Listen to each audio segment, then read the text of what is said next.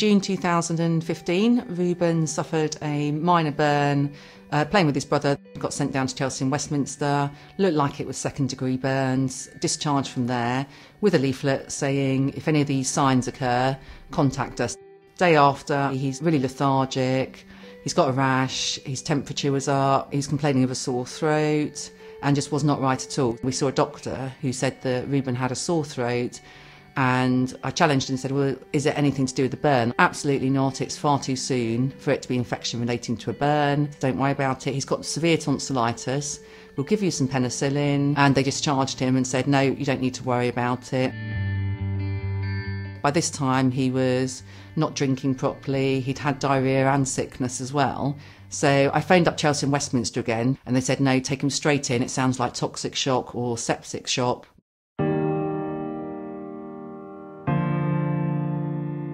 He was straight through to the resus area. Within a short space of time, one of the quite senior doctors came through and said, your son is seriously ill. They started pumping him with fluids. One of the things he needed was an emergency fasciotomy, which is the pressure on one of his legs was significant, and to try and save the leg, they needed to do 2 cuts into his right foot. And he recovered really well from that operation. I think that was the turning point for me. He was responding so well to everything.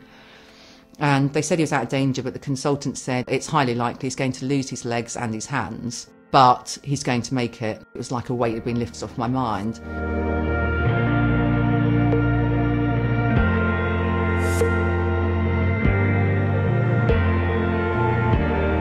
I started researching about potential clinical negligence claim, and to be honest, it was quite clear to me that there were a lot of unanswered questions. So one of the other companies I contacted said, oh, there's absolutely no case, it's toxic shock, that's rare, there's no case to answer.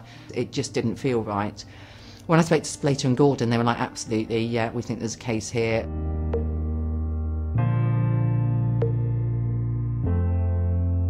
I dealt with the National Call Centre for Slater and Gordon, and then they referred me over to Tim Deeming at Cambridge, who would be our local office.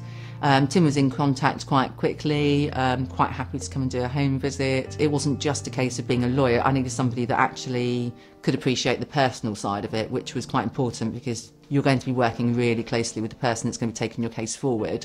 And it is a long road which has emotional challenges, frustrations, and a lot of things that you need to go through.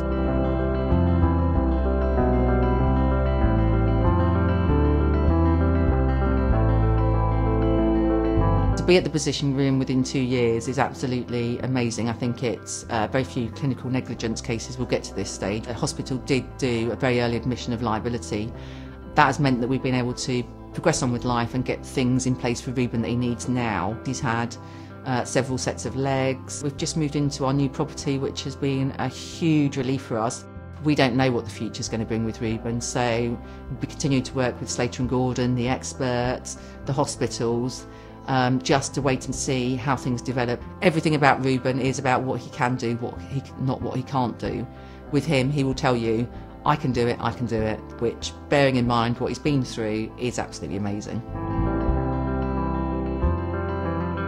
Slater and Gordon, they've done everything I need for Rueben and more, so to me that's the best sort of recommendation I can give. Some people delay making a clinical negligence claim.